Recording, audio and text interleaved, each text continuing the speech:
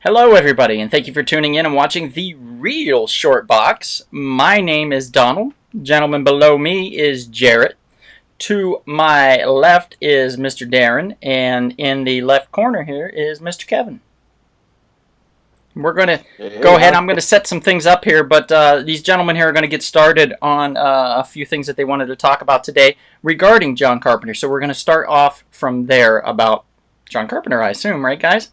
Absolutely. So, guys, well, nice to see you as always, as we're here every Monday.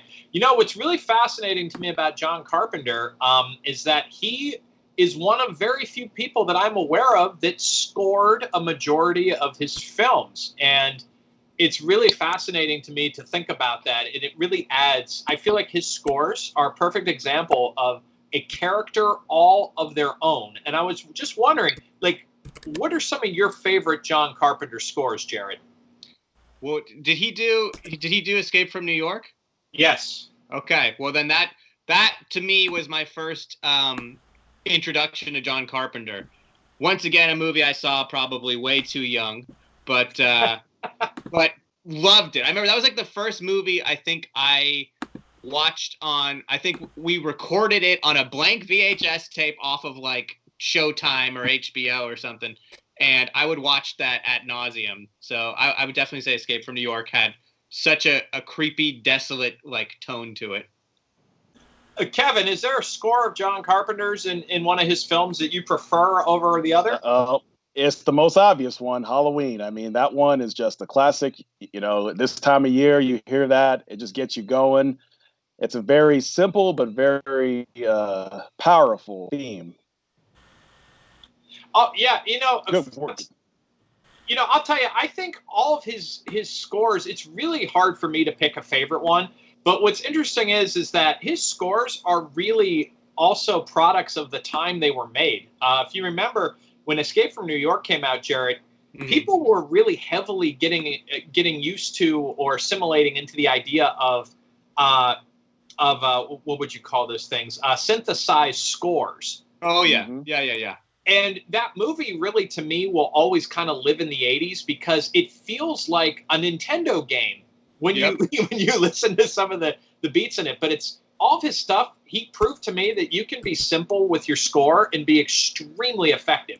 You don't need to be John Williams to have a great movie score. No, which is why I think he's so still so prevalent because like with especially with like the synth, like since Stranger Things came back and that opening with the synth became so popular, that whole sound. I mean, if you listen to a majority of shows right now, the soundtrack is synth. So it is it.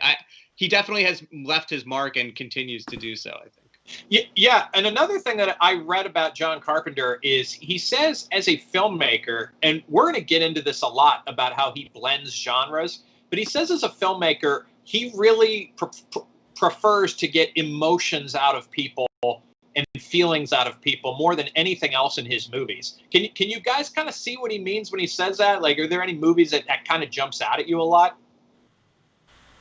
I mean, Christine for sure. I think he any movie, any video game, any kind of form of entertainment that I like has to have tone and atmosphere, and he always creates that. The thing. Yeah, The Thing. John Carpenter, Sure. Big Trouble in Little China always felt like the music-wise it was a video game. Yeah, or just like an instant adventure, like right off the bat. Mm-hmm. Absolutely. By the way, I posted that for us, so we've got a few people popping in to view and hopefully say hello and comment. But let's keep going with this. Darren, you have more questions? Yeah. What's kind of interesting is like when I think of a movie like, and I don't want to give away too many movies we're picking, but when you take a movie like Halloween to me is almost like a completely visceral experience. It's very limited in its plot. It is sort of character heavy in some ways, but like I really feel like when I think of the movie Halloween, despite Jamie Lee Curtis being really good in the film, and of course Donald Pleasance being extremely memorable, like I really feel like that movie is like a whole product. It's not really one performance standing out. It's not the theme standing out. It's just a whole kind of thing. So like I kind of see what he's going for. He definitely doesn't follow the traditional 3-act structure as stringently as most filmmakers would. Well, no, and I think as we'll talk about, I think some of his films had a hard time getting actually some traction because people didn't understand them, which is like any true visionary or especially director. It's so hard to explain what you see in your head until you can put it out there and have people see what was in your head. And Carpenter is definitely one of those artists. Uh-oh, my mom's here. Everybody say hello to my mom. Hello. Hi. Hi, Mom. Hi, Donald's mom. Hi, Mrs. McKinney. Yeah. Another thing when I think with John Carpenter, I think in many ways he has been so heavily labeled as the master of horror that people really overlook his non-horror films. I promise you, our top 10 list, we will not overlook those. But, I mean, this guy, he does a lot of different things. I mean, a movie like Starman, for example. Like, Starman is not a horror film. It's actually quite a family film. And a movie that Donald, I don't want to put the words in your mouth, but I feel like you've said kind things in the past about Memoirs of an Invisible Man with Chevy Chase, which is a John Carpenter film. Am I thinking of the right Invisible Man movie? I've seen it. I enjoyed it, but I remember it not being a comedy and was disappointed as a kid because I know Chevy Chase from comedies, and I was like, what is this? This isn't a comedy at all. What's going on? But it is what it is. I enjoyed it. Yeah, definitely. Kevin, you probably didn't enjoy any of these films because I honestly don't think that you watched them, and I don't think you're a true fan of John Carpenter. In fact, I think you're kind of a piece of shit sometimes. So. And we asked you, would you say that to his face? And you said, yes. Man, that's not cool, man. That's not cool. Just calm it down. You don't call me a piece of feces because feces. You can't even say it. First of all, I've seen most. Oh, what a namby-pamby! I'm not wearing this shirt for nothing, buddy. I've seen most of these John Carpenter movies. So you need to calm down, man. It's time for me to be the heel that I was meant to be, my friend. All right, you be the heel. All right, folks who are joining us, our top 10 is moments away. Just a quick reminder. Moments. And, so I remember last week I told you there was a gentleman in my high school that made a remark and said the quintessential 80s films about what the 80s really were about starred Corey Feldman and Corey Haim. I'm trying to picture the 80s without John Carpenter, and it's not possible. No. I mean, he's on the Mount Rushmore with the two Coreys. Yes. Yeah. Yeah. Oh, by the way, Maria's here. Everybody say hi to Maria. Hi, Maria. Hi. Hey, Maria. And maybe James Spader would be the fourth one. I don't know. James Spader. It'd be John Cusack, buddy. Oh, John Cusack. That's true. That's true. Yeah. So guys, when we put this top 10 list together, let's be honest with the audience. Was there a lot of fighting involved? Was there a lot of disagreement? Of course. No, I'd say it was a pretty, aside from like a switcheroo with a few or two, like it was pretty smooth. You folks, you are going to get John Carpenter experts here on this podcast this evening. I promise you. And Darren, of course, has a PhD, unlike Donald in John Carpenter films. Wow. Okay. Now, hold on. Donald got the shirt to prove he's got a John Carpenter PhD, okay? Yeah, but are you going to put on the glasses? You sure about that? Put on the glasses! I do have the shirt, buddy. I do have the shirt, yeah. I'm gonna drag you out onto the street and into an alley and knock you against a dumpster a few times. Not that I mean, I wouldn't want to do it too much, Kevin, because I know that you're home, and I wouldn't want to disrupt any of the trash in there where you live. But whoa. Man, I don't know where you're going with this, man. What are you trying to say? You're trash? What? I don't know what else to say. I'm sorry. Man. Just being the heel, my friend. All right. Hey. All right. You keep going there. You're going to be sorry. Uh-oh, we've got a Sherlock homie that popped up. And he says, "What's up, Kevin? Hello from Aiden, and we can be heroes." Oh. Do you know who that is, Kevin? Kevin? Kevin, are you with us? Kevin? Kevin froze. Kevin disappeared. Okay, so we lost Kevin for a moment. So anyway, hey Aiden, what's up? What's up, man? How you? What's up? Oh, there it is. Okay, and DR says yo yo Kevin. Hey, what's up? Yeah. No, but this is really exciting. And guys, thank you for joining us. We've got a top 10 John Carpenter films going on. There will be controversy. I guarantee it. And this is going to be a great treat for what I view as the smartest audience on the internet. I'll tell you what, to piggyback off of what Jarrett said, I was a little surprised how agreeable a lot of us were with this top 10 list. Usually these things can get dragged out. And, what you do is you come to a consensus of what you want on your list. And as is we are fond of doing, if we don't agree with the number individually, we'll voice our disagreement. I'll do it tonight. I guarantee it. And that's kind of what makes our process, I think, quite superior, is we don't just say, oh, yeah, just let Donald figure it out, put it all out there, top 10. We really talk these things out, and we're really looking forward to sharing it with all of you. Hell to the yeah. Yep. Real quick here, I got to do one thing, guys. So we'll get started here in a second. If you want to just keep talking Carpenter, that would be amazing. So the background that I have right now is from John Carpenter's Village of the Damned, which I believe is the last film that Christopher Reeve did before he was paralyzed. That's right, yeah. Oh, yes, that's right. And that was like a remake of like an older 50s film, right? Like a 50s one, yeah. Yeah. 50s or 60s, something like that. Also called Village of the Damned, yeah. That's right. Yeah, you have these creepy, children with Ric Flair hair, essentially. Yeah, that's true. They do look like little Ric Flairs, I guess. Yeah. Kevin, do you want to go ahead with the introductions? We'll get started and start ranking John Carpenter's films. All right. Welcome, everyone, to the most spacious, most righteous, most delicious podcast on planet Earth today, The Real Short Box. And now I'm going to introduce my three brothers of the podcast. First, to my lower right, he is the Baron of Youngstown, Ohio. He's the man who is the Iron Man of fact. Ladies and gentlemen, the debonair of modern day masculinity. I present to you, Darren. Hello. Thanks for joining us this evening, everyone. All right, and next to him, I have present to you. He is a man of few words at times.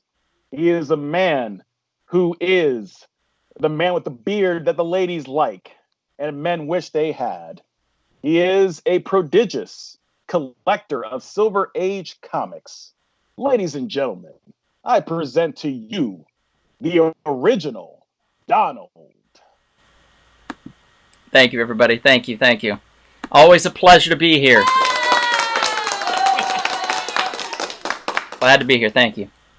The Real Short Box is filmed for a live studio audience.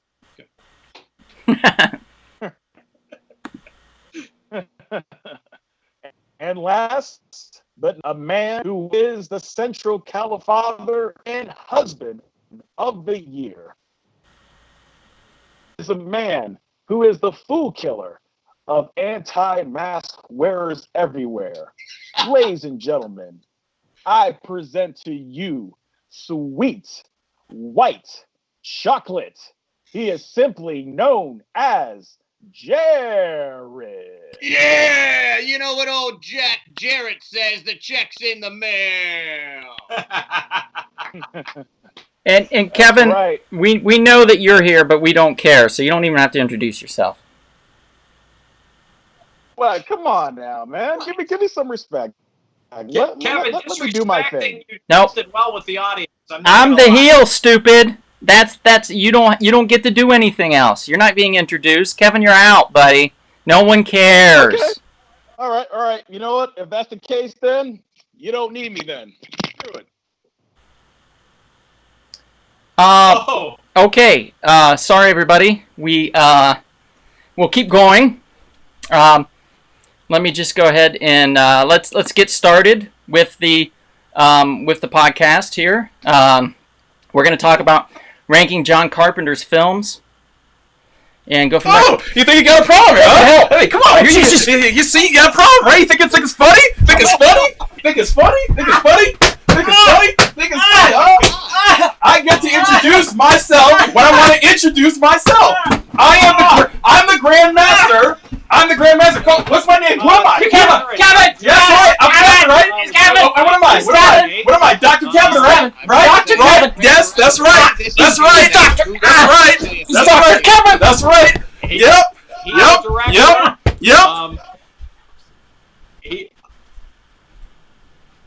So hi, Jared. What's going on? Well,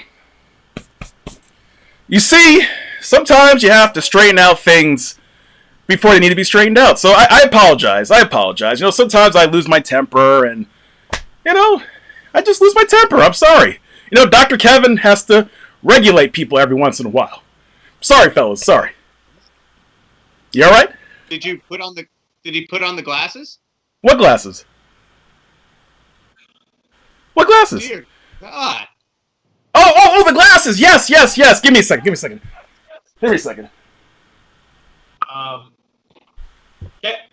Kevin, I just. Oh, the glasses. What the hell's going on our show? Oh, you see, Julio understands. Black rage is real. You're right. It happens. Things happen. Bad things happen. You know? We're going to be podcasting from the same room, I think. So his connection's not so good. So we might as well. Well, your connection, not my connection. What? I mean, if that's the case, can we at least shut down the call on his end? Because Mario's a little distracting. We can't. He called everybody. You're just going to have to deal with Mario and Luigi. I'm sorry. It's just the way it is. Yes, and I guess Italian plumber, sir? That's another podcast. So, we just show up behind him now. We are about to do the top 10 John Carpenter films. Now, the man only directed roughly 15, so this list was tough to make. Graphics man, Donald, I'm going to leave it to you from here to operate all the graphics, and we'll just go ahead and talk about these great movies. Yeah, let's start at let's go from the least popular to the most popular. Now, obviously, there was a few films we did not put in this list, just because they didn't feel like they really fit all that well in with anything else, so it would be unfair to them. So we want to go ahead and take care of, yes, TJ. TJ Anderson's, oh my God, they were roommates. No, actually we're not. No, this is just a special appearance. It's just a special appearance. I live 15 miles away or something like that. Yeah, he lives pretty far. He lives really... For LA standards, he lives really far. But let's go ahead and start with number 10 here, guys. We're going to get right in on it. I'm going to bring it up right now. Number 10, Ghost of Mars. Ghost of Mars, buddy. I forgot Ice Cube was in that movie. You forgot? I forgot. I don't know. Ghost of Mars, I'll tell you what. If you guys were to make a top 10 list of films that I directed, and number 10 would be the quality of Ghosts of Mars, I'd be thrilled. I mean, this is really Carpenter-esque. We're going to talk a lot about how John Carpenter is really well known for blending genres together. And this is a great blend of zombie films, action films, and the sci-fi genre. A very fun movie, and his last major studio film, this was from Screen Gems. Oh, wow. Yay, Screen Gems, which is a part of Sony Studios, or Sony Pictures, whatever you want to call it. Yeah. A really early Jason Statham appearance, which was really good. Like, he's very memorable in it. And I love the set. It really looks like Mars, which is cool, really, fascinatingly cool. And it just goes to show you, when John Carpenter, to be number 10 on our list, he's still making great, iconic stuff. Yeah, Frisky Gringo made a comment. He said, Never finished it. Tried several times, and we completely understand that. It's really not a good. It's a great cast. I mean, you've got that girl that was in every '90s movie, clear in the back on the poster. If you see right there, Yeah, see, like right. Natasha Henstridge. For a second there, I thought you were pointing at Pamela Grier. I'm like, man, that's the wrong. That's the wrong decade. Pamela Grier. That's the wrong decade. And then you've got what's her name, Natasha Henstridge. Right. Natasha Henstridge. You know what? I met her a couple times at ArcLight. She's a nice lady. Yeah, Nice lady. nice lady. She's a babe in Species, dude. Oh, she is. Yeah. And you know what? Very attractive in person. You know, but nice lady. Pam Grier. I mean, Jason Statham. Ice Cube or Ice. Right? Ice Cube. Yeah, Ice Cube. I got the right Ice. Joanna Cassidy from Don't Tell Mom the Babysitter's Dead. Yeah, that too. Yeah. And let's not forget the villain in the movie is Robert Carradine, a.k.a. Louis Skolnick from Revenge of the Nerds. Oh, that's Really? right. That's right. Yeah. Wow, I had no idea. Yeah. That's Yeah, crazy. That is crazy. Okay, so this film had the right recipe as far as like talent. It was just the story was just god awful. Am I correct, guys? I mean, everybody agree here? It's kind of by the numbers. It's something. It's not. It's 10 on our list for a reason. You know, Right. Carpenter has clearly done much better work than this. But to be honest with you, I enjoyed it, and I rewatched it one time. It's just a decent film. It doesn't have replay value to it, but I don't think it's as bad as people think it is. But it's also, I'm not going to defend it as great art either. The strange thing is it's got such a 90s feel to it, and yet it came out in 2001. But it feels like it was like the residue of the 90s still. It's a very 90s look, feel, everything. Definitely. 90s Carpenter, which we don't want to give away too many, but 90s Carpenter definitely has a different look than 80s Carpenter. And it's safe to skip ahead to number 9 here, guys? Yeah, let's do it. All right, moving on. Courtney Love was supposed to be in this. Julio says it's weird to me. Just weird. Yeah. Poor Courtney. Yes, indeed. Been through a lot. She's had a rough life. She has. Poor Courtney. Yeah, but this kind of paved the way for Screen Gems' Resident Evil Underworld. It has a similar look. It's just a little more expensive. Oh wait, guys! Don't forget that movie Ultraviolet. Oh, jeez. I remember we had that in the dorm. Sorry, the dorm. We could definitely forget it. The Cinerama Dome. I'm okay with forgetting it. There was like 20 people at an 800-seat theater for that movie. It was hilarious. Right. And some stupid Screen Gems trivia. Their 2 most expensive films were Burlesque and Priest. Priest? Yeah. Wow. Yeah, I didn't know that. An indie film, right? Yeah, That's crazy. Yeah. $45 million, I think, was the budget. I only know this. I knew a couple folks who worked on it. They were telling me about it. Wow. So. Okay. Well, we're going to go on to number 9. We're moving in fast, guys. We're going right on into Kurt Russell's Escape from L.A. Now, what does he do in this? He, like, rides a wave? Like, he surfs a wave over, like in the whole of Los Angeles or something? What was it? Wilshire Boulevard, yeah. Wilshire Boulevard. Okay. That's right. Yeah, don't be silly. Just Wilshire Boulevard. Not the whole city, just one boulevard. Right. It's a big boulevard. It's a big boulevard for those of you not from California. Could also be described as the Boulevard of Broken Dreams. Ha!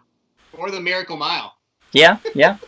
Frisky Gringo says, oh God, how did LA have worse SFX, special effects, of course, than New York when it came out over a decade later? How? I mean, honestly, I got an answer to that. I mean, this film is total satire. Yeah. It really embraces how bad it is, and I know that can turn some people off. But as a true John Carpenter fan, I mean, I appreciate it. I don't love it. I think it's ironically funny, but it's not brilliant. Let's just be real. But it is enjoyable to a degree. Well, and the beauty of Kurt Russell, who we're going to be talking about a lot here because he is a Carpenter goat. He's like De Niro for Scorsese. Kurt Russell is to John Carpenter. But yes. He never. What I love about him is he doesn't take himself seriously. If he's doing a fun movie and he's having a fun time and it's a crazy character, he just goes balls out. Yeah, I mean, this is the only sequel not called Halloween that John directed. And the satire of action films, and quite possibly it could be a satire of John Carpenter action films. Right. I love the characters that it creates because they're so silly. You've got the evil plastic surgery creations. You have a former male accomplice of Snake Plissken, who we'll get into in a second, who is now a woman. I think this movie, it gets picked on because it doesn't take itself seriously, like I said. But let's take a moment, Donald, because I know you're a big fan of Snake Plissken. Like, how iconic is Snake Plissken in film? Very. Yeah. It's really hard to describe a character. One of his top 5 most memorable characters, for sure. Everybody loves Snake Plissken. He is the anti-hero. He is the guy that you hate to love, but you just do. You love him for being the complete, like, asshole that he can be. But he does have this moral code to him as well. So, he's loyal to people. And that's important in these types of movies, particularly in New York when the shit was hitting the fan and stuff. There's 2 films. Frank Grillo played in a horror series called The Purge, and he was in Purge 2. And I think he honed in on some of Plisken's sensibilities. That and Frank Castle, I would say. So I would say The Purge 2 is the best combination of another escape film combined with a Punisher film that we're ever going to get. It's really cool. And those that haven't seen The Purge 2, you don't need to watch the first Purge to understand the second one. You can skip it if you want. Purge 1 is still very good, but the second one is exceptional, and I highly, highly recommend checking that out. But yeah, Snake's he's a charmer. Snake charm. I see what you did there. I would love to see a comic, or I think a comic would be the best a medium for it, of Snake Plissken and Ash of Evil Dead team up, if that hasn't happened already. I don't know. I think it's possible because Dynamite Publications, I think they have both the rights to some of the films. They have like a Big Trouble in Little China rights to that, so they could probably get the rights, I would imagine, to Escape from New York. And I think they also have the rights to Army of Darkness or something, if I recall. Imagine those two fighting zombies in New York City or something like that. Yeah, definitely.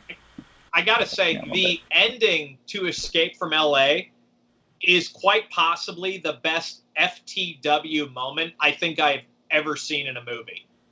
And, there is. The whole idea of what he did, what Snake did at the end of that film, which I won't spoil, but it makes his character, to me, beyond iconic, because this guy literally just don't care. And like Donald had mentioned earlier, he has a moral code. If you cross his moral code, watch out. That's all I'm going to say. Watch out.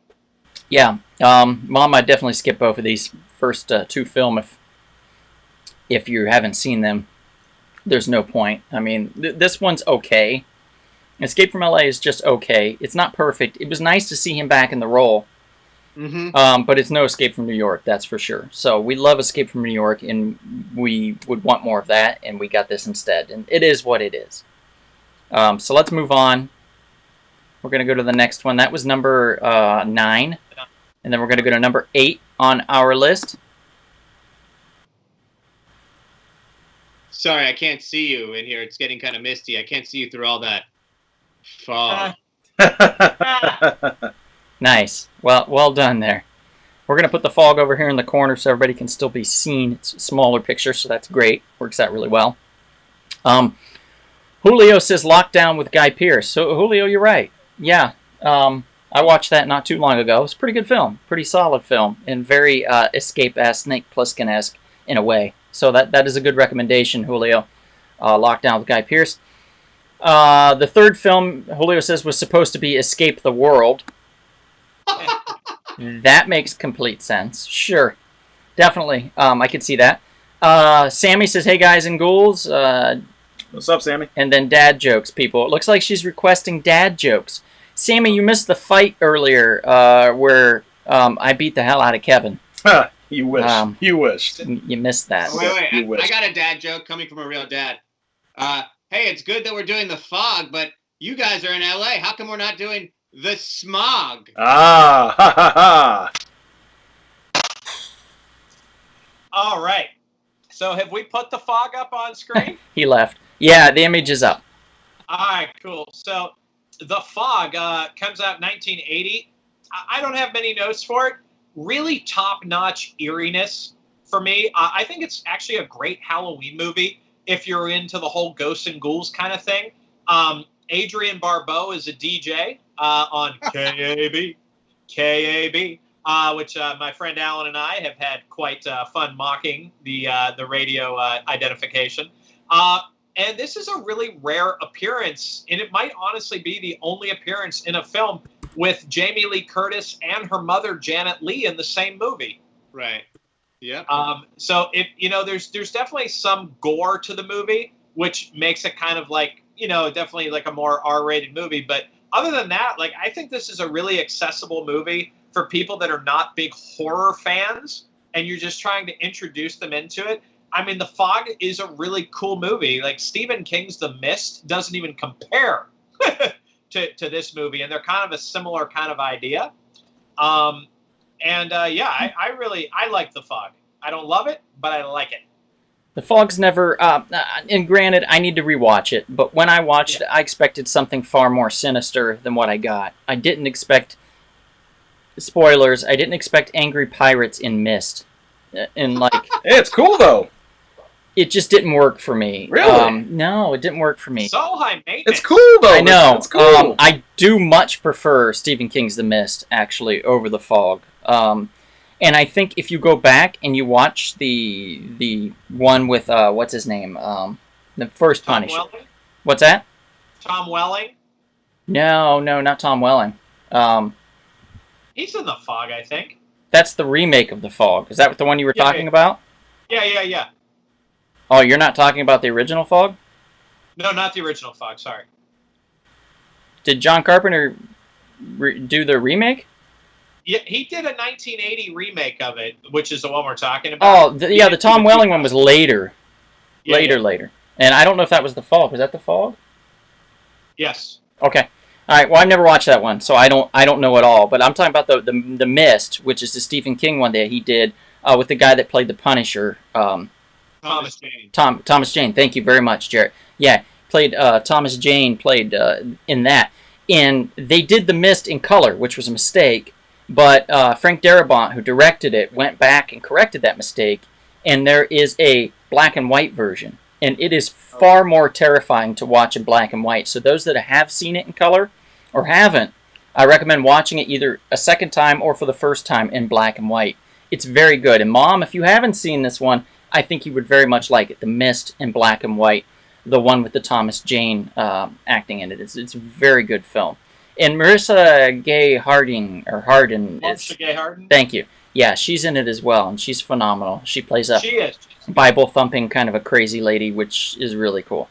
Mm-hmm. Let's see. Julio says, that's not true. Janet Leigh was in H2O.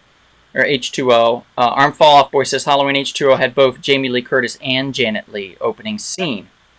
That's great. Frisky Gringo says, major dittos, Don. And then David Denenberg says, Mist is way better. So we got a few Mist fans in here, so that's cool. Yeah, the Mist was Frank Darabont.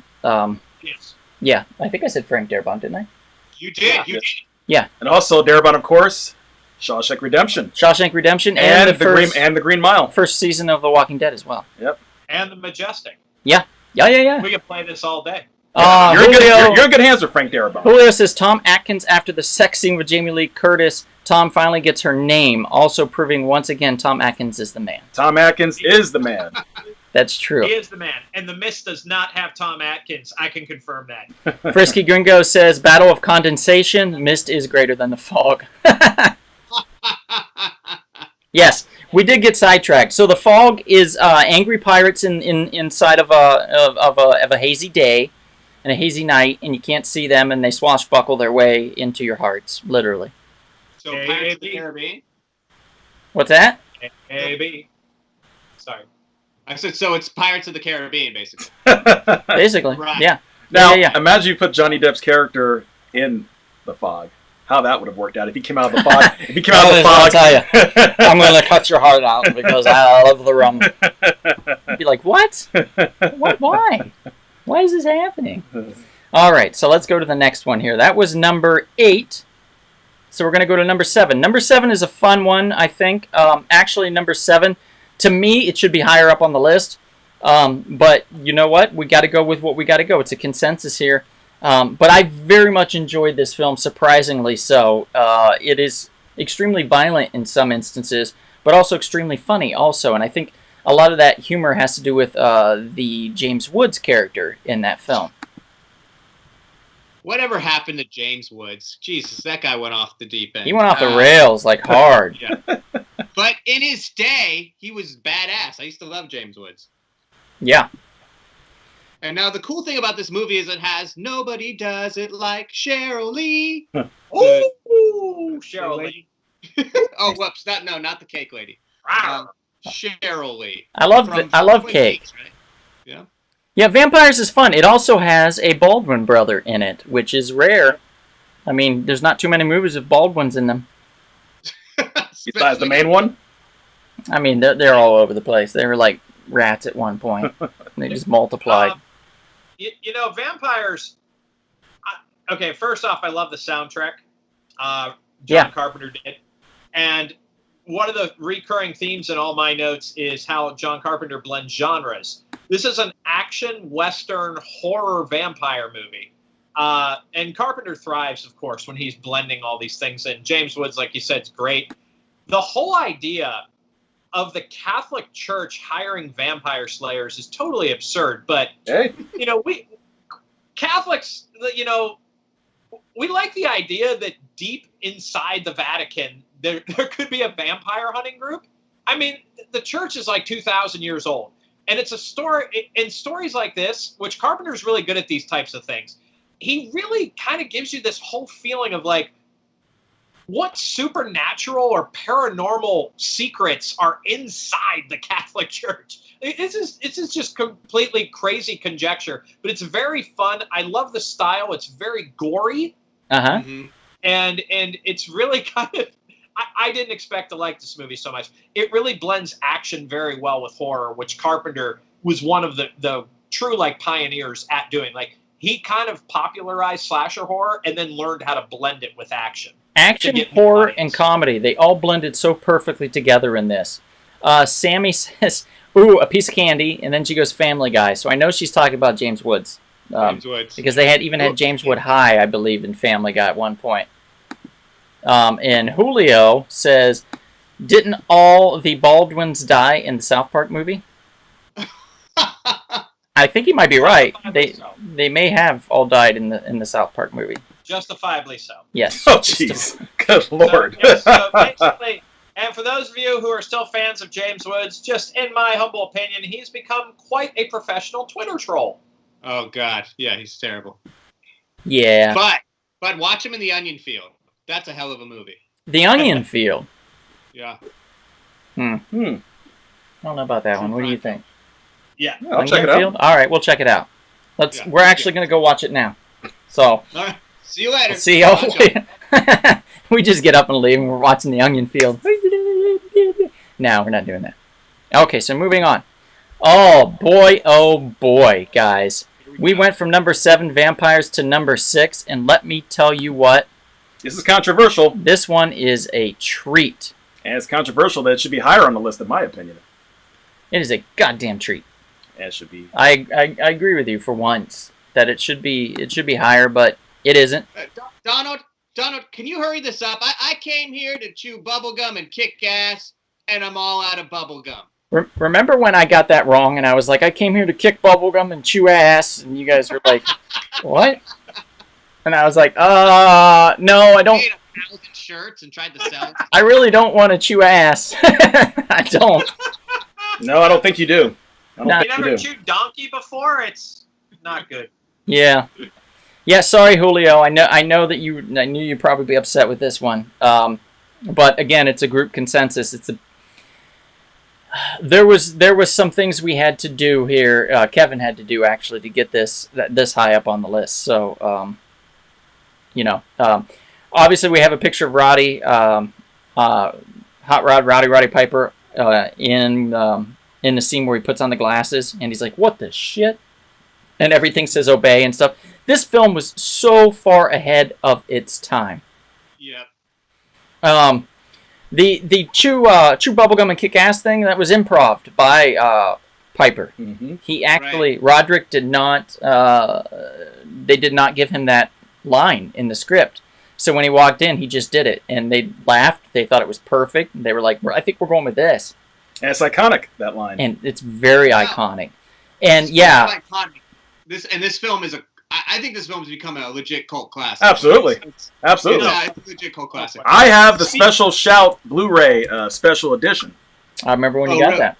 So I want everybody on the panel to talk about the first time they saw this movie and the first time they saw that. How long is that fight? It's one of the longest fights. It's like 8 to 10 minutes.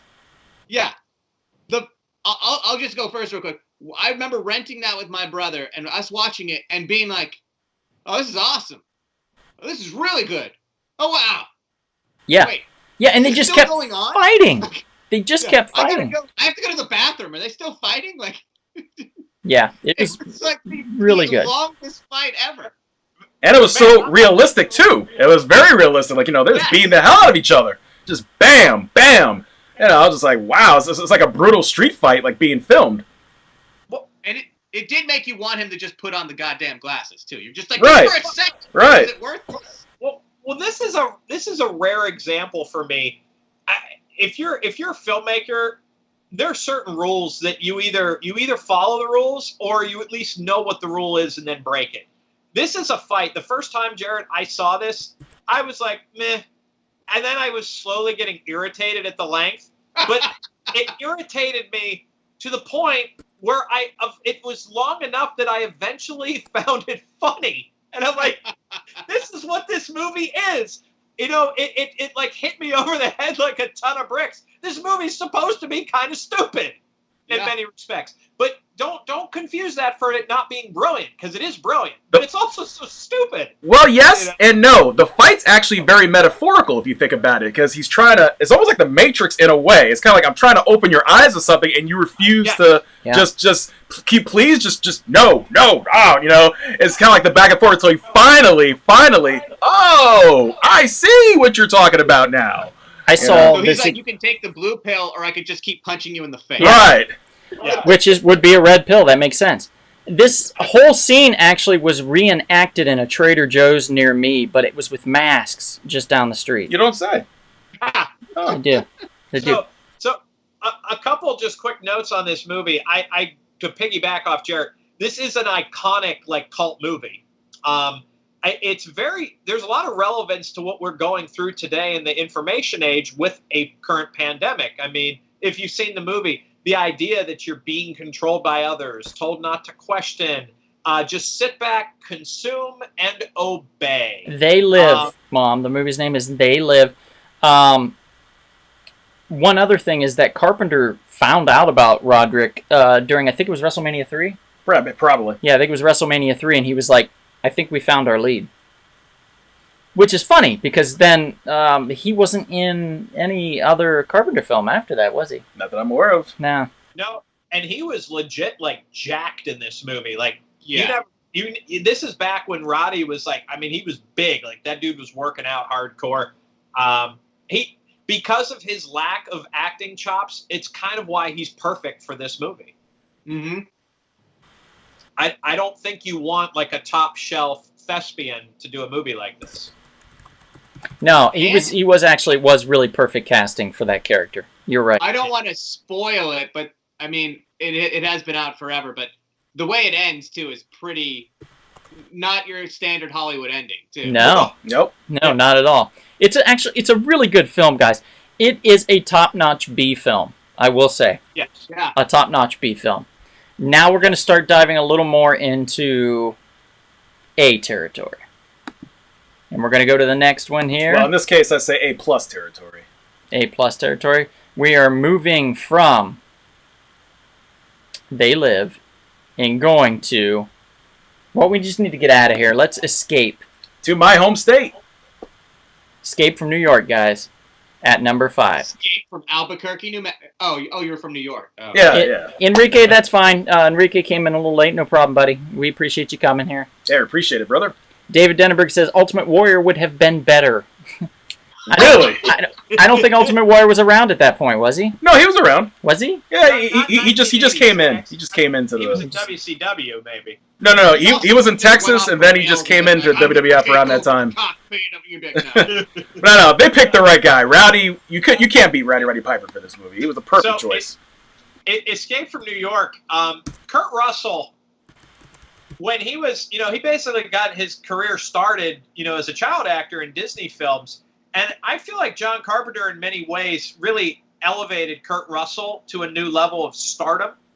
Kind of this movie, just kind of where the roots of this movie kind of come from. In the 1970s, there were a number of films, especially Dirty Harry films, that were released about urban decay, so to speak. Cities basically falling apart due to high crime and certain things of that nature. So when this movie's made in 1981, the idea is New York City was beyond salvageable, and there was crime everywhere. So the movie, of course, asked the question, what if we just give up and just make the damned island a prison for the damned? You get dropped off, and whatever happens, just happens.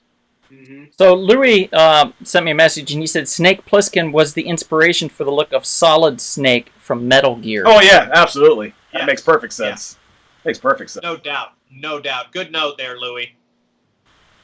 Thank you, buddy. I remember when I first watched this, I was pretty young. And it was a super, super great film. This had Ernest Borgnine in it, guys. Oh, yes. He played the cabbie, if I recall. And one of the few actual good people in this film willing to do good and to step in and take a bullet or a grenade for somebody. And I believe eventually he does. Harry Dean Stanton. Right. Harry Dean Stanton's in it. Great. Love Harry. Yeah. It's just got a really solid cast, and it's really fun. For what it is, it's really fun. Now, it's not perfect. It's it's rough around the edges at times, but anytime you get Kurt Russell in the lead of anything, he's going to carry that on his shoulders. He's going to put it right on his back, across his shoulders, and he's going to carry it all the way. And if it doesn't hit and strike gold immediately, it will eventually find its audience. And it did. I don't believe this one was a hit right out of the gate, but it did find its audience, and it's... Yeah. I mean, the movie, because we do have to give some criticism. You guys have definitely done it earlier parts of the list. I do feel that the film drags for me at points during.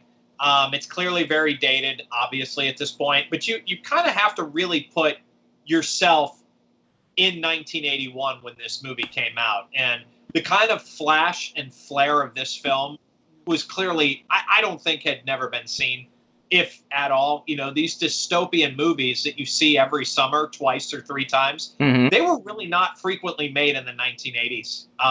And the ones that you did see were inspired by Mad Max and movies like Escape from New York. So, yeah. And of course, I love the part Lee Van Cleef is in this movie. He's fantastic. Is like the evil general. And the president. I mean, these are well cast movies. They're very fun. Isaac Hayes is great as the bad guy. I wish he would have sang some songs. He needed to sing a song about his chocolate balls. Yeah. Frank Doubleday, who played Romero, that character scared the hell out of me for some reason. The gaunt-looking dude with the big hair who's oh yeah. Looked a lot like my dad, so I just. Then I'm sorry. I'm kidding. So yeah, Escape from New York. Julio says that his son Max is pissed and just yelled, "Best movie ever." I get it, Max. I get it. I understand. I hear you. He's a big fan. One person's number 5 on the list is always going to be one person's number 1. It's just the way it is. I share your pain, Max.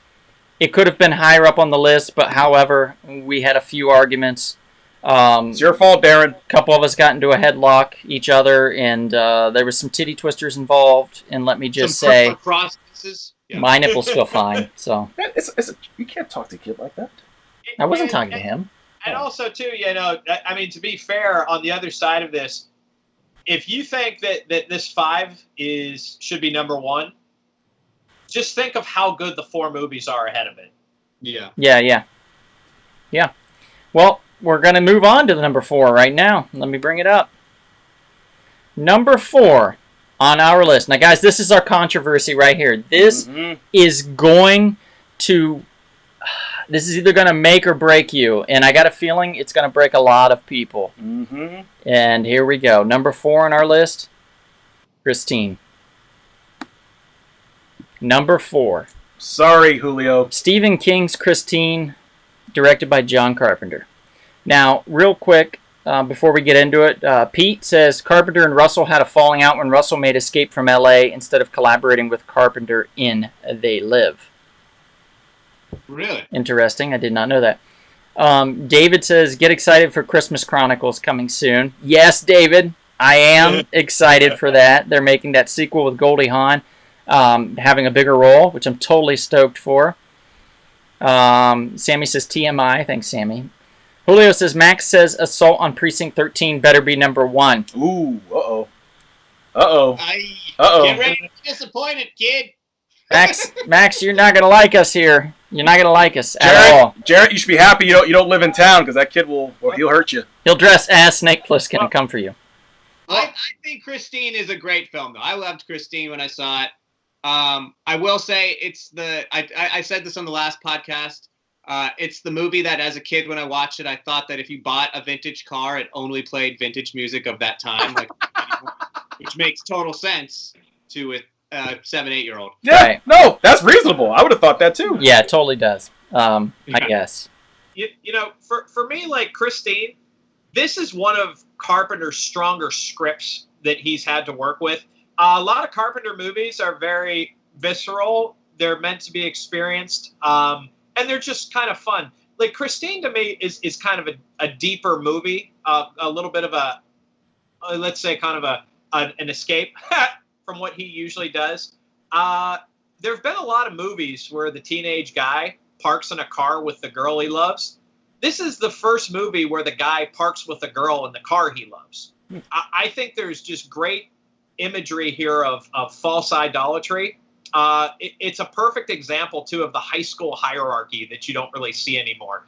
Arnie, the lead character, the nerdy hero, tells his parents he was taking like a shop class, for example, and his parents were like, we want to disown you because like shop kids are losers. That was a thing. That was a thing. Remember that. Wasn't his dad Rodney Dangerfield, and they both knew how to dive? They were like divers? No. You're going back to school. You're going back to school. Okay. I guess I need to learn more. So this is like a great performance, too. Really for a guy he directs now, but a great performance by Keith Gordon is the nerd turned too cool for school guy. And there's very iconic effects and very memorable scenes. I would say some of the all-time great scenes in John Carpenter movies, like when the car repairs itself, or when it chases a kid down the narrow alley without a driver and smashes itself in to run the kid down, or, of course, the pure icon of a red car on fire, symbolizing the devil from hell running down a kid. And it's just, I don't know, this is really well-made stuff. I love the lead performance. This is one of the great John Carpenter lead character performances, because you can see him as a character go from a complete nerd, losing control of himself, to the conclusion of the movie. And it's really like, it's fascinating acting, I think, and honestly, one of Stephen King's better books turned into movies. And a great soundtrack, like all Carpenter films. And that's why it's up as high as it is on the list, right? I think so, yeah. All right, we're going to move on. We're going to the next one. The next one. Now, this was an argument that we had, so this one ultimately went a little higher than it was originally intended to, and I think with good reason. This one is our number 3 choice. Assault on Precinct... Oh, wait, no. No. It is The Thing. Wasn't Ethan Hawke in that? No. Guys, it's The Thing. It is the third best John Carpenter film according to our rankings. That's a bitter pill to swallow for a lot of people. And guys, I understand you. I hear you. And I can agree on a lot of points to this film being a number one or at least a number two on your list. It's phenomenal. It is a fantastically creepy And it's a remake. science fiction horror remake that you just don't get every day. The practical effects that were done Amazing. on this film Incredible. will blow your mind. And they still hold up. Now see, here come all the people hating. See, blasphemy. And I get it. I totally do. I understand. Don't blame me, blame Jarrett. Wait, what? You can only be Jared. Oh no, I will stand by. Yeah, we'll get there. But yeah. Yeah. This movie also is like epic for practical effects. I mean, and like the makeup department. I mean, it's like insane, like off the chains, as the kids say. Did it win any Oscars? What's that? Did it win any Academy Awards, like for effects or makeup? Let's find out. I don't know. It certainly deserved it. Yeah, just to keep piggybacking and repeating, I mean, these are top-notch special effects. I don't think one John Carpenter movie has better special effects in it than The Thing. Yep, Robot. Right. It's a, once again, blending genres. It's a sci-fi horror monster movie. It's a major... now picture, this comes out in 1982. This is a major gross-out film. I really love the visuals, the tension, the isolation the characters deal with. Also, like, low-key, that station in Antarctica is a great set piece. Yep. It really Desolate. There's a lot of character to that set piece. It's just a very interesting film. And as far as remakes go, I don't know if there's many better horror remakes than this movie. And Carpenter has done a couple remakes, but this is fantastic stuff. And honestly, like the 2011 version, I didn't mind either. It wasn't half bad.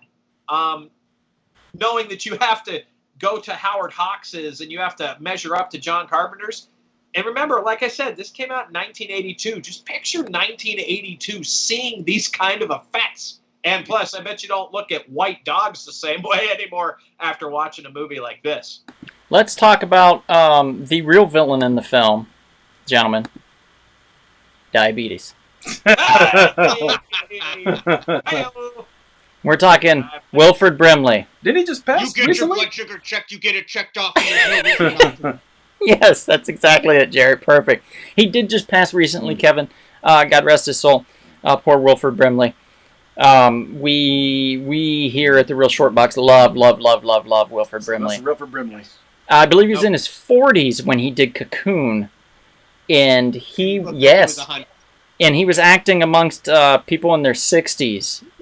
You sure about that? But he looked just as old as they did. Yeah, You sure about that? Pretty I sure, think he was yeah. a little bit older than that. no, I think he's in his 40s. I doubt And that. for the Pretty sure. industry types out it up. there, this film, I mean, you've got Russell as the star. This is a perfect example of your quote-unquote Screen Actors Guild blue-collar working class at work. Mm-hmm. Like, all these character actors are very good at what they do. They're very convincing in this movie. And Keith David, of course, a classic of John Carpenter films like They Live, is just quite excellent in this, too, in a very different, subdued kind of role. Very, absolutely. He really broke out of his shell in They Live. But in this one, yeah, you're right. He was way more subdued and more of a character actor or a piece of the puzzle. There's something about Mary. He really broke out. Oh, yeah. Yeah. Love him. I mean, as he progressed in his career, he's amazing, you know, and you can see the range that he has, and I'm glad that we got to see that. Men at work, Keith David. What's that? I'm more of a men at work, Keith David. Oh, yeah. Or, what is it, Spawn? Oh, Spawn, yep, did the voice. The animated Spawn, the HBO series. Also great. Guys, They Live had so many perfect elements. I think the most important for me as a kid was that you didn't know who was your enemy when it was inside of you.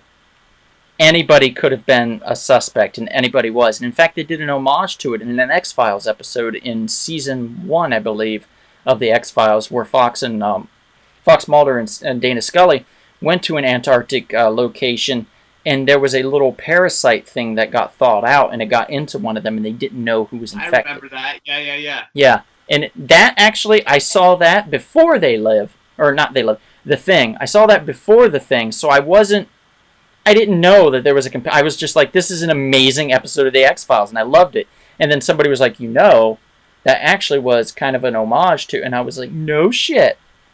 That, and that's how we learn. We watch stuff when we're younger, and then we get introduced to things. So I didn't see The Thing until I was a full grown-ass man, which I just, my balls dropped last year, so...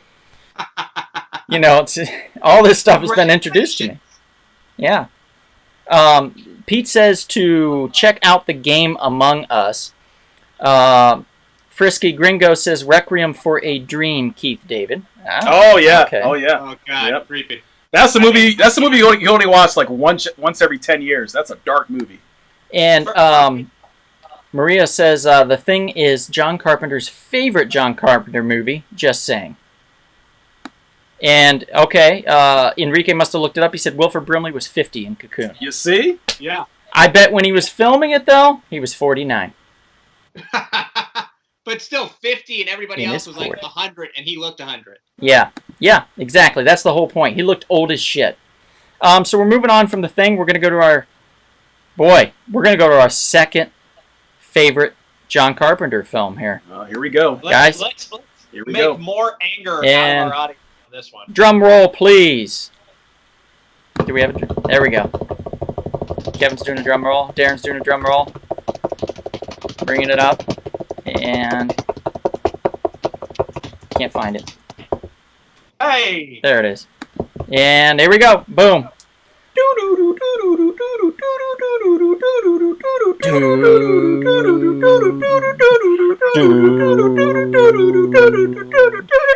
Friday the Yep. 13th. No, not Friday. It's Halloween. Ultron Precinct. Halloween, buddy. It's Halloween. And Man, Frisky says it's a marathon, not a race. Seriously, saw Requiem and Crouching Tiger in the same day. Happy I ended the day with Crouching Tiger. Yeah. Good lord, man! You could have jumped out a window Ooh. if you didn't do your data right. So, all I can say to that is ass to ass. I don't know what you mean by this, Mom. She says, I'm so proud of you, son, finally. Finally. I think she means my balls dropped. Thanks, Mom. Appreciate that. No, Oh, congratulations! Congratulations, sir. Well, Congratulations. I mean, it's very clear because most people would find it a very risky maneuver to call Halloween the second greatest Carpenter film. But this just goes to show we think for ourselves. Halloween is the greatest slasher film of all time, in my opinion. And to be honest, like, second place is pretty far away. Truly visceral experience rather than a traditional 3-act structured film. I mean, the elements in this are extremely creepy, reinforces John Carpenter's indie film roots, and it was a trendsetter arguably for like an entire decade and beyond slasher films, even more so than Texas Chainsaw Massacre, in my view. And once you see all the sequels, you learn even more. There's only one Halloween, folks. Well, like, this is great. This is no doubt a lot of movies copied Halloween. I mean, over the next, even to the present day, have used that formula. You have, you know, the virginal girl, the final ends up being the final girl, horny teenagers being slashed up left and right, and I a believe mysterious killer. Julio brought this up in our one of our podcasts. I think it was just last week. We had our top 3 horror icons, and Julio brought up, we were talking about Michael Myers, and he said Michael Myers was like one of the first. What kind of a psychopath serial killer shows up in the middle of the day? Right. Like, he was just in the middle of the day, like, stepping out beside a bush and just looking at you with a butcher knife in his hand. Just and a William I'm gonna kill you. I'm gonna kill you. And a William Shatner, you know, modified mask. Truly terrifying villain. Truly terrifying psychopath. Yes, absolutely. And he just did not stop. Nothing could stop Michael Myers, and still nothing has. It slowed him down, never stopped him. My favorite scene with Michael Myers was when he was like, "Yeah, baby, yeah, groovy." No, wrong Michael Myers there, buddy. That's Austin Powers. That's played by Mike Myers, the Canadian guy. Mike Myers. Now, Jared, I know you're a big fan of this film. I think you had mentioned on the last podcast the first time you remember seeing this movie. Sammy, I agree with you 100%. It's Sammy one of the best movies of all time. Sammy says she loves it. Julio says it's the greatest movie ever made. Well, I wouldn't say that. One of the greatest horror movies ever made. Yeah. I don't know. Well, it's the first. He was like the first unkillable slasher. Like Frisky Gringo, that's great. He says, rest in peace, flimsy closet door. Oh, yeah. Absolutely. So many of those got annihilated in these movies. Oh, And Maria, she says, Jarrett's keeping the dad jokes alive. Yes, he is. He's doing his best. I'm the only real dad on the panel. I have to. Well, there's a reason why you were the father of the year, so of course. That's right. I mean, I've been called daddy a few times. Wait, what? Nothing, I'm just taking a drink of mine. Oh. Yeah. So Jarrett, I know you're a massive fan of this film, and you told a really good story about the first time you saw this. You said at a very young age, I believe. Yeah, my dad, we would go to the Warehouse. That's where we rented our movies. I don't know if you guys had the Warehouse. No, had $1 video in my town. Yeah, we had that was our big. That was like a before Bradley Video one, or not Bradley Video. Blockbuster Video. Bradley Video is another local one. But my dad one day just said, I said, hey, can I was like 7, 8. I was like, I'm a man now, Dad. Can I rent horror films? And he was like, yeah, go ahead. So I would just go to the horror section and just pick out the coolest box covers. And Halloween was definitely one of those. And I would bring them home and watch them by myself at night. And then I would go piss my bed because Yeah. But Mike Myers to me was one of the scariest because the mask was so weird. I tell you, it's that William Shatner weird face that they modified. Which just proves that William Shatner is terrifying. I guess so. Captain Kirk. I never knew Captain Kirk could scare so many people. You know, I wonder if Michael Myers spoke, if he'd be like, what do? I'm good with the bodies. I don't know. Yeah, okay. Sorry. You know, one thing I want to point out about Halloween, and this is one of the greatest compliments I could give a filmmaker. This movie breaks so many rules of filmmaking. They always tell you need to have a 3-act plot structure. You need to have characters that go through these metamorphoses, et cetera, et cetera. And there's certainly some of that in Halloween. But this movie really has one of the thinnest plots you can see, yet it is fully engaging.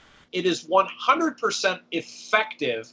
And it really kickstarted Jamie Lee Curtis is a massive star. Yeah.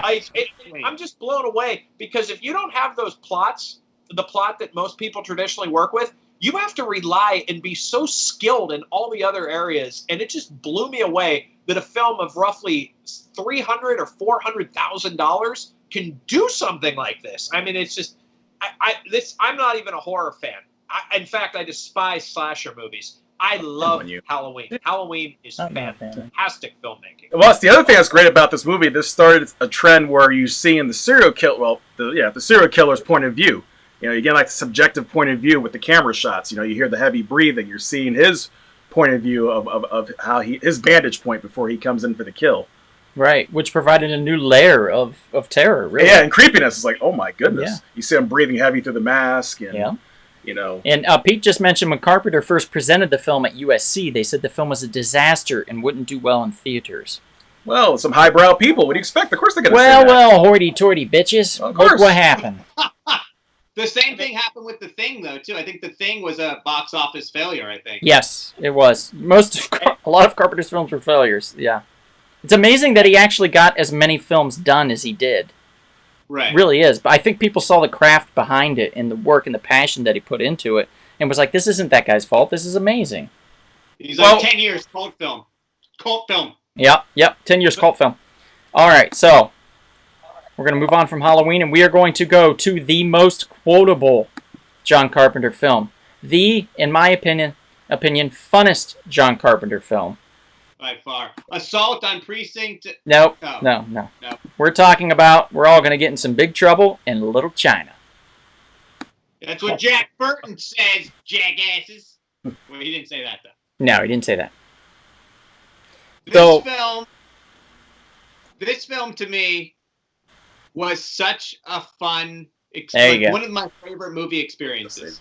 Because you don't know what's going on. As soon as he goes in, there's like, as soon as that Mack truck, or the Pork Chop Express, stops in that alleyway, and this like karate ninja fight happens. You're going, okay, this is cool. This is off. And then the next thing you know, the three storms come down, and it becomes a superhero film or like a supervillain film or some kind of it. I love this film. David asks, is Big Trouble okay for my 8 and 11-year-old to watch? David, yes. 100%. I can say that with 100% certainty because that's around the age I watched it. 7 or 8 years old, I believe I was when I watched it. And you were less mature back then, too. Yeah, I mean, I was a little bit, I guess. About the same, really, honestly. But I still think fart jokes are hilarious. Max just walked out. Julio says Max just walked out.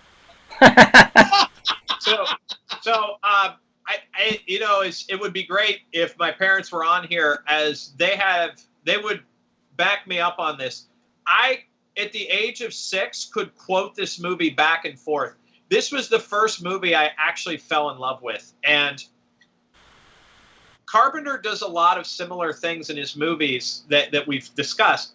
What we discussed in Vampires about how it makes you wonder about the secrets of the Catholic Church. Think about Christine. What would happen if your car was possessed? You guys, I mean, obviously, Jared, you're from Northern California. You've been to Chinatown.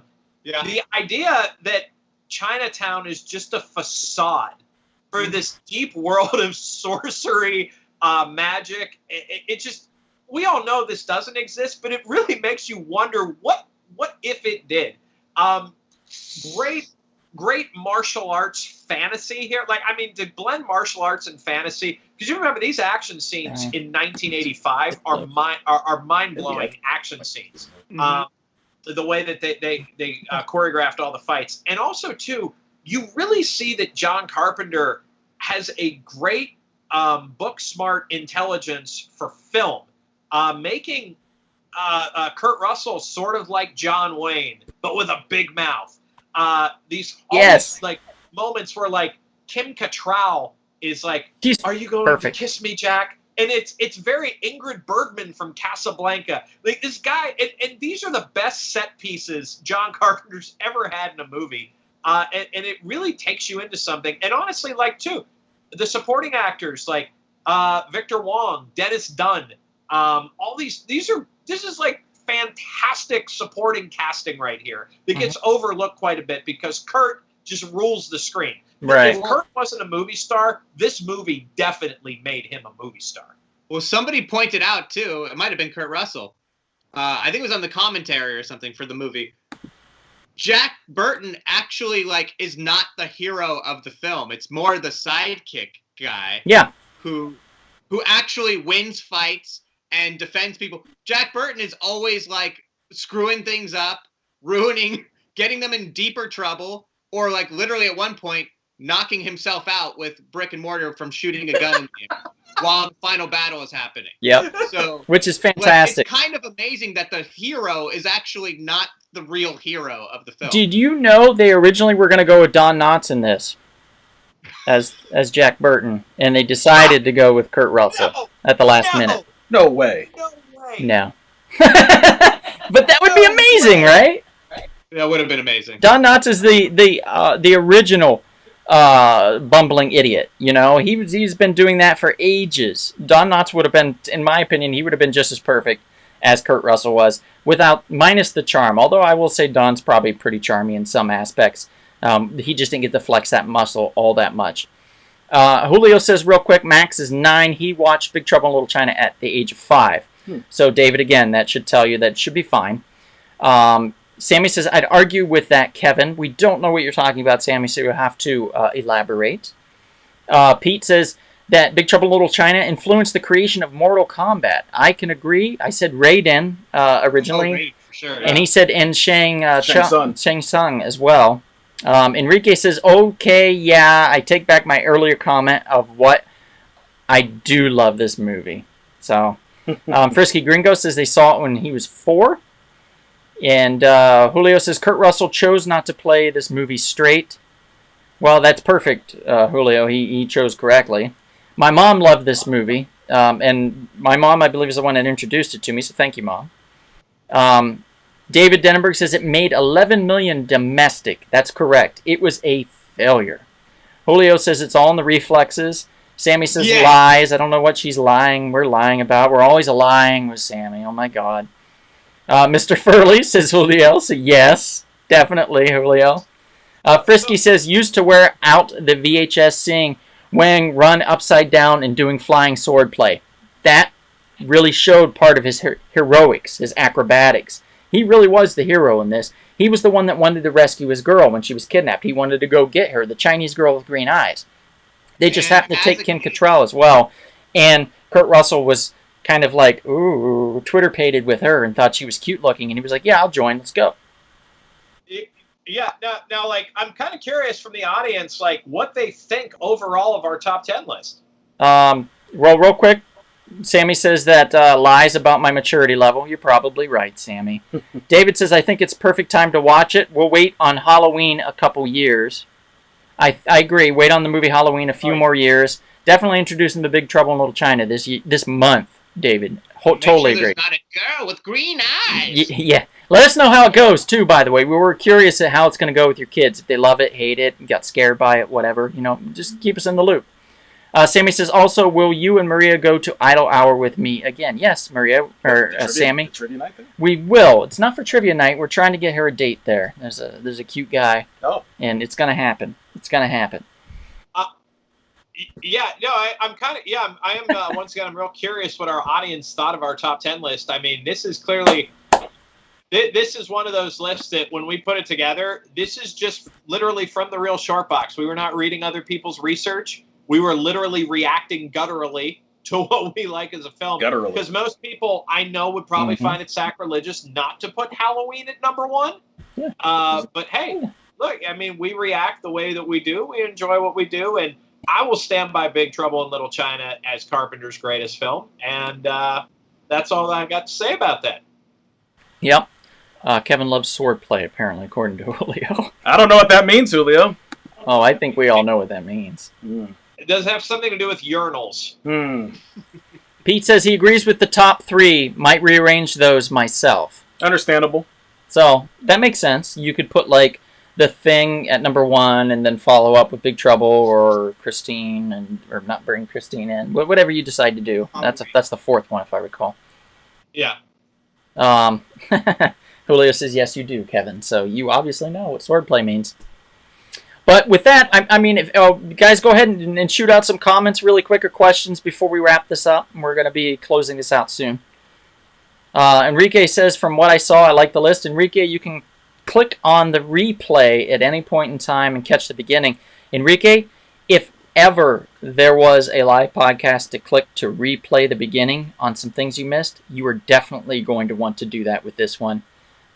Something happens that I think, in fact, I'm going to replay because I want to see some of the responses visually that we got during this. So we definitely. Prince of Darkness, David's asking. Any comments on that? It's all right.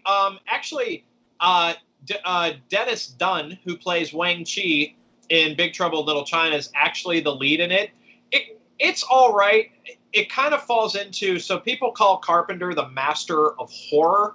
It definitely is your typical kind of Carpenter horror film. I personally didn't love it because I'm putting it up against all these other films. But, if you want to give it a check out, honestly, there's way worse things that you'll accidentally end up watching than that film. So I would definitely say check it out, but just don't expect to be blown away by it. It might even come off a little dated to you. Frisky says, great job, guys. Easy to what if the list to death, but this was great. Well, thank you, Frisky. We appreciate you being here and listening, watching us, and being a part of this, and being so responsive in the chats. We always appreciate this, guys. Sammy says, she's talking to Maria, so they're having a conversation. In the chat. Sammy says, hi, Donald's mom. Oh, that's nice.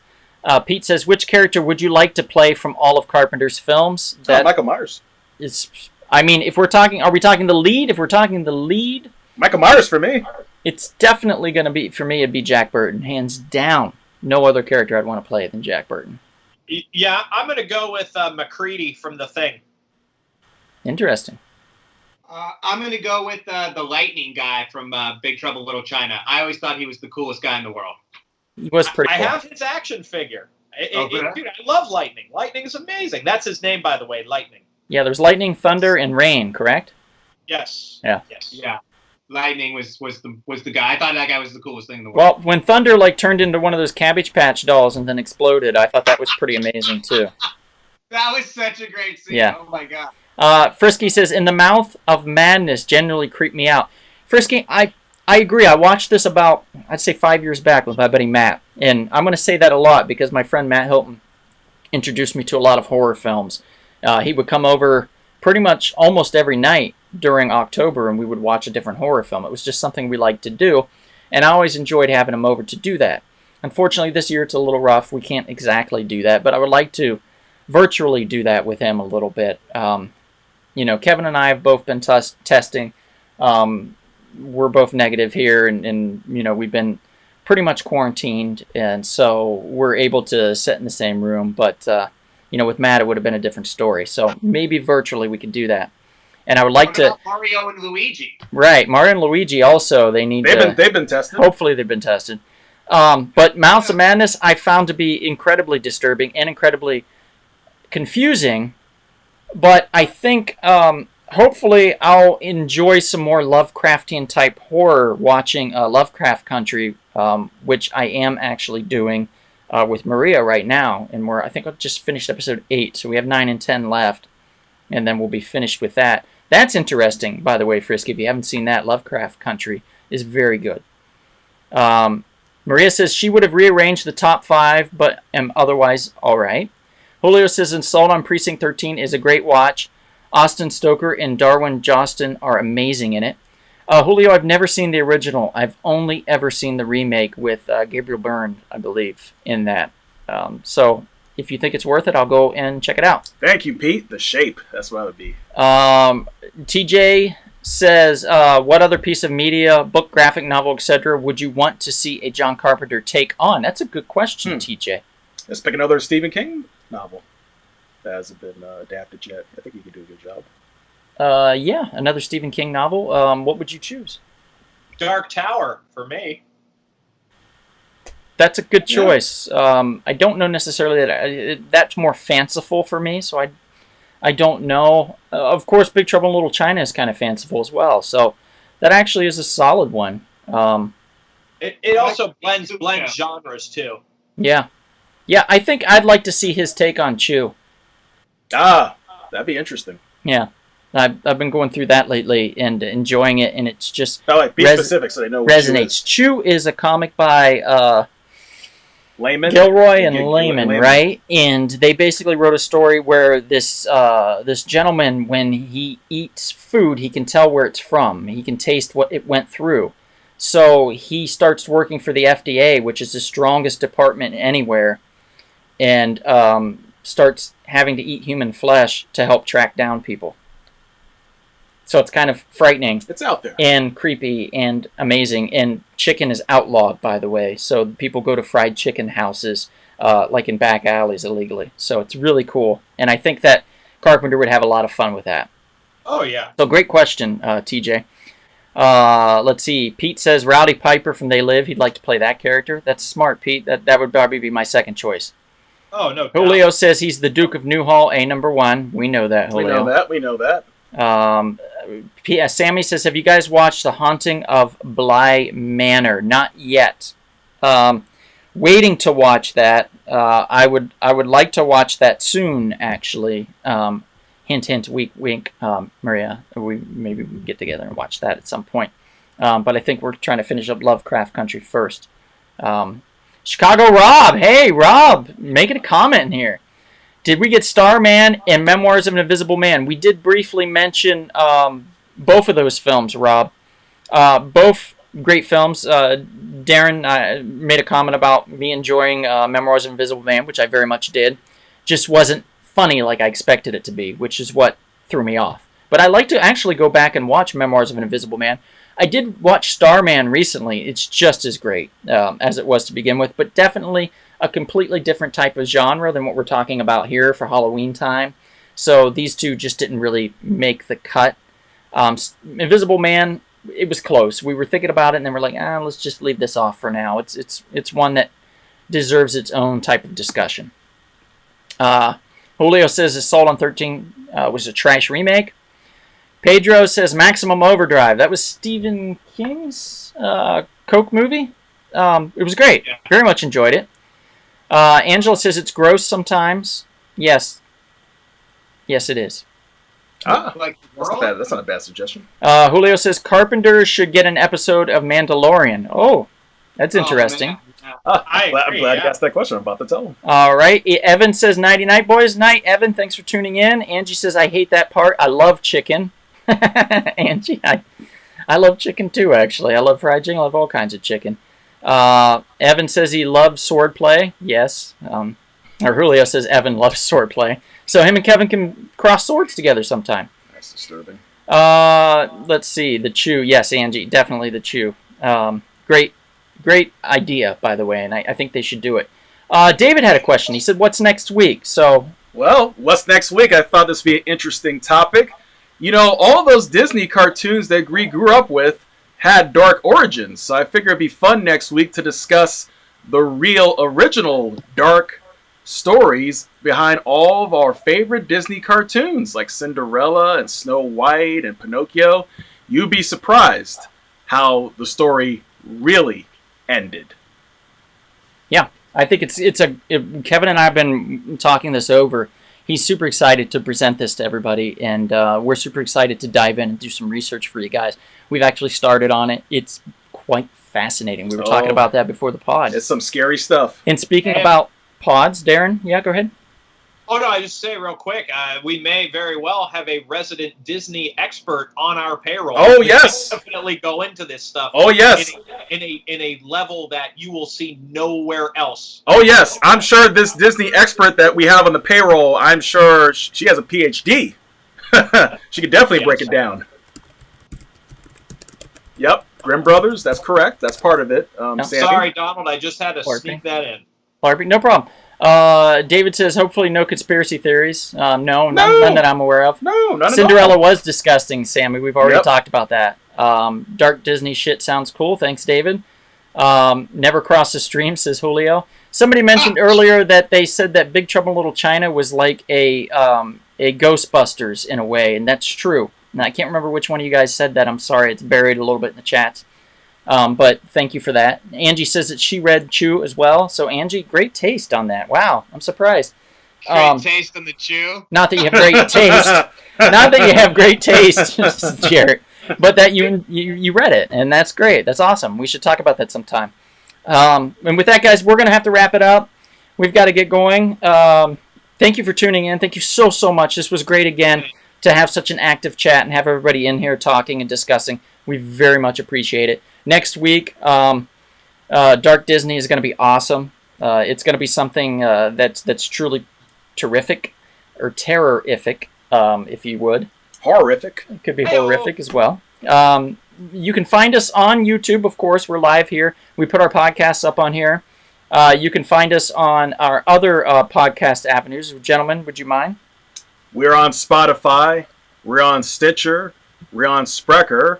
We're on Blueberry. We're on SoundCloud. We're on, where else, brothers? iTunes. iHeartRadio. Did you say that? iHeartRadio. Stitcher? Say that one? Basically, find Okay. us and then just celebrate our entire catalog. And please, Yeah. please subscribe. Tell your family and friends to subscribe.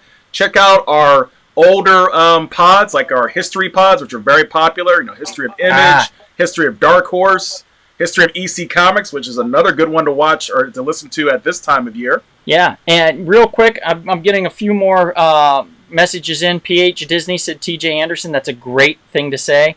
Frisky said his dad is the one that called it Chinese Ghostbusters. Yes, that's it, Frisky. Thank you.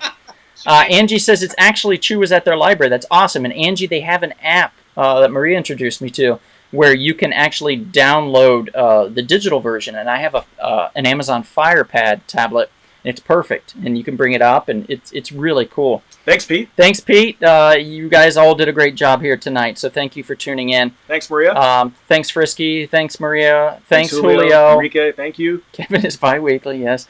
And thank you, everybody. We just really appreciate it so much. You all have a good night. Thank you for tuning in. If we don't see you soon, maybe we'll see you out and about. At the precious, sweet, wholesome comic book shop. We can be heroes. Good night, everybody. Thanks a lot for tuning in. Take care. Thanks, everyone.